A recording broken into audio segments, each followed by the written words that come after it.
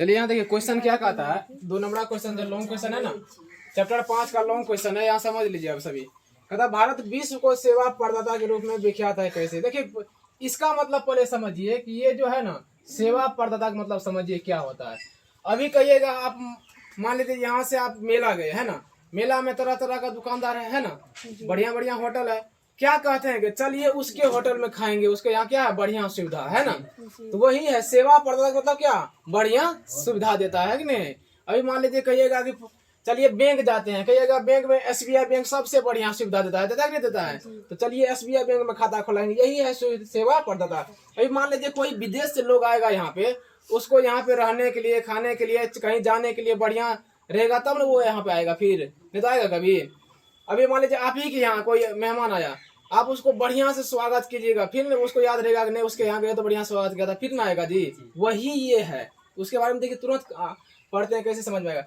पता भारत विश्व को एक अच्छा सेवा प्रदाता के रूप में विख्यात है। बोलिए क्या कहा, क्वेश्चन जो है उसी को कह दिया है ना, है इसीलिए कह दिया हाँ है। अभी हम मान लीजिए आपको कहेंगे राम ईमानदार है, रहेगा तो आपने कहिएगा हाँ है, वही चीज है। ये कहा क्वेश्चन कहा कि भारत कैसे है, हम कहेंगे ऐसे है। भारत विश्व को क्या है, बोलिए एक अच्छा सेवा प्रदाता के रूप में विख्यात है, बढ़िया सेवा देता है, तब लोग क्या करते हैं यहाँ बाहर से यहाँ आते हैं घूमने के लिए। भारत एक ऐसा देश है जहाँ प्राचीन धरोहरों की एक श्रृंखला है। प्राचीन श्रृंखला का मतलब समझिए, कहता है कि यहाँ पे क्या क्या है। प्राचीन का मतलब होता है कि जो बहुत पहले राम भगवान का मंदिर है ना, कृष्ण भगवान का मथुरा मंदिर है, ताजमहल है, ये सब का है। बोलिए प्राचीन जमाना का है आजकल का है, प्राचीन जमाना का है ना। कहता कि मुंबई में बढ़िया बढ़िया वहाँ भी है, हवा महल है, राजस्थान का है कि नहीं, राजस्थान में बढ़िया बढ़िया मरुस्थल है, वहाँ लोग किस लिए आते हैं, बोलिए घूमने के लिए आते हैं।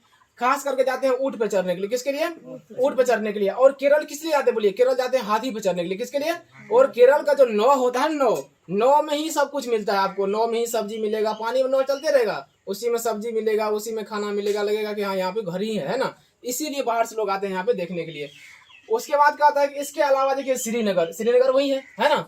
यहाँ पे क्या करेगा, इसका नौ जो होता है, नौ इसका नौ बहुत सजा हुआ होता है। शिमला क्या है, बोलिए बहुत ठंडा प्रदेश है, वहाँ पे एक से एक रंगीन फुलवाड़ी होगा है ना, बगीचा होगा, देखने में अच्छा लगेगा।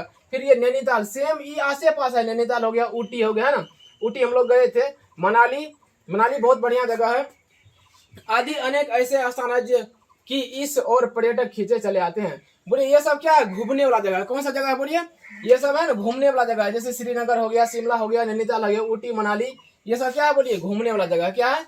ये पर्यटक का मतलब क्या होता है, बोलिए घूमने वाले लोग जो आते हैं ना उसको क्या कहेंगे, पर्यटक कहेंगे। तो इस जगह पे क्या कौन लोग आते हैं, बोलिए सिर्फ घूमने वाले लोग आते हैं ना। भारत में कुछ ऐसे राज्य है जो अपने अपने क्षेत्र में विश्व में अकेला है। देखिए कहता है कि भारत में कुछ ऐसे भी राज्य है ना जो विश्व में सबसे अलग है, जो विश्व में क्या बोलिए सबसे अलग है। जैसे कहिए राजस्थान, जैसे क्या है राजस्थान के जो मरुस्थल क्षेत्र में ऊंट, कहता है कि मरुस्थल क्षेत्र तो कई देश में है लेकिन वहां पे ऊंट ही नहीं है ना। यहाँ पे ऊंट है तो लोग क्या करते हैं, ऊंट पे चढ़ के खूब यहाँ से वहां घूमते हैं ना। कहते हैं कि मरुस्थल का जहाज कौन है, बोलिए ऊंट है। मरुस्थल का जहाज कौन है, अगर हम लोग का जैसे रोड पे गाड़ी भागते हैं उसी तरह से ऊंट कहाँ भागते हैं, बोलिए मरुस्थल में, जहाँ बालू बालू हो। और केरल में हाथी, केरल में किस लिए आते हैं लोग, हाथी देखने के लिए बढ़िया से आते हैं ना। इन स्थानों पर विश्व के कोने कोने से जो पर्यटक आते हैं, पहले तो उन्हें यातायात की सुविधा चाहिए। अभी मान लीजिए आप ही के गांव में अगर कोई आएगा, आपके गांव में बस नहीं चलेगा, ट्रक नहीं चलेगा, कोई आएगा फिर नहीं ना आएगा। तो यही है यातायात का सुविधा का मतलब होता है वहां पे क्या होना चाहिए, बस होना चाहिए, ट्रक होना चाहिए, मेट्रो होना चाहिए, रेल होना चाहिए है ना, हवाई जहाज होना चाहिए, तभी आपके यहाँ आएगा। होना सुविधा जरूरी है ना। जो भारत में हर प्रकार के यातायात के साधन मौजूद है। बोलिए भारत में सभी प्रकार के है कि नहीं है। जैसे हो गया हवाई यात्रा हो गया, सड़क पर हो गया, रेल हो गया, जल यातायात सभी है जी। यहाँ पे सभी प्रकार का क्या है यातायात की सुविधा है। आपका यातायात के अलावे संवाद वहन के साधनों की भी यहाँ भरमार है। इसका मतलब समझिए संवाद का मतलब क्या होता है। संवाद का मतलब होता है कि अगर हम यहाँ से किसी को विदेश में फोन करेंगे ना तो किस चीज से फोन करेंगे, बोलिए IST से। किससे करेंगे, IST। एक हम लोग का है ना, हम लोग का जो सिम है केवल अपने देश में कॉल लगेगा है ना। लेकिन ये IST जो सेवा है ये इंटरनेशनल सर्विस देती है। क्या देती है, IS हो गया इंटरनेशनल, S हो गया सर्विस, T हो गया टेलीकॉम है ना।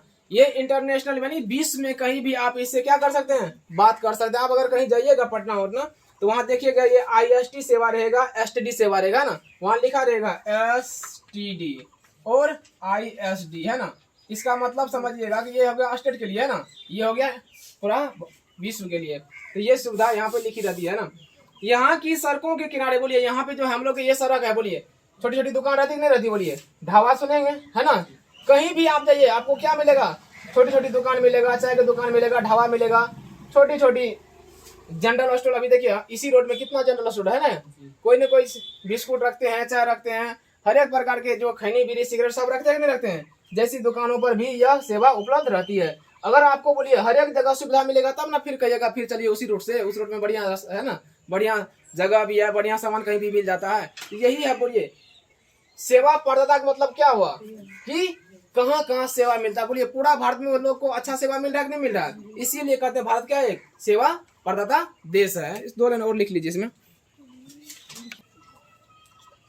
देखिए नेक्स्ट पॉइंट क्या है, मतलब भारत में इन विदेशी पर्यटकों को ठहरने के लिए विभिन्न स्थान पर होटलों की भरमार है। बोलिए अगर कोई आएगा कहीं भी अगर उसको होटल मिल जाएगा तो सुविधा उसका सुविधा हुआ कि नहीं हुआ, यही है सेवा क्षेत्र।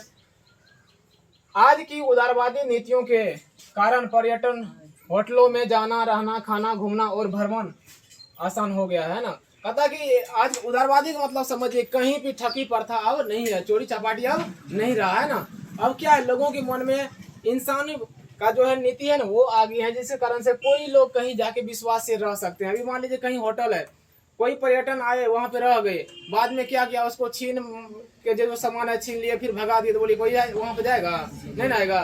तो ये उदारवादी मतलब होता है कि उसका मन में क्या होना चाहिए, मन उसका साफ होना चाहिए, मन क्या होना चाहिए उसका उदार होना चाहिए। नहीं कहते मन उसका बहुत उदार है, यानी मन में उसका 6-5 नहीं है, है ना, इसी का मतलब हुआ। इसी कारण से पर्यटन होटलों में जाना, आराम से आते हैं जाते हैं, रहना, खाना, घूमना और भ्रमण आसान हो गया उन लोगों के लिए, है ना। कहता है खरीदारी और अस्पतालों में चिकित्सा सेवा की कमी नहीं है। अगर मान लीजिए कोई बाहर से आए, उसका तबीयत खराब हो गया, जगह जगह पे अस्पताल है ना, अगर उसको तुरंत उसका अगर इलाज कर दिया जाए तो बोलिए फिर वो कहेंगे कि हम फिर जाएंगे भारत में। क्या इसमें ये सब किसके क्षेत्र में, बोलिए ये अस्पताल क्या है, सेवा क्षेत्र है कि नहीं है, ये सेवा का काम कर रहे हैं। ये सेवाएं नगरों और महानगरों में बहु यातायात में से प्राप्त होते हैं। बोलिए कहा कि ये जो है ना नगर से महानगर तक क्या है, रोड जुड़ी हुई है कि नहीं है। अगर कोई हम लोग यहाँ से जाएंगे बस से तुरंत चले जाते हैं, 24 घंटा में दिल्ली जाते नहीं जाते हैं। हम लोग हो गए देहात, देहात से चले जाते हैं कहाँ, नगर में, महानगर में चले जाते नहीं जाते हैं। यही हो गया बहु यातायात से प्राप्त होते हैं। इस प्रकार हम देखते हैं कि भारत विश्व को सेवा प्रदाता के रूप में विख्यात है। बोलिए कितना सेवा दे रहा है, दे रहा है नहीं दे रहा, बाहर से जो भी लोग आ रहे हैं उसको कितना सेवा दे रहा है, उसी के बारे में इसमें चर्चा करना है।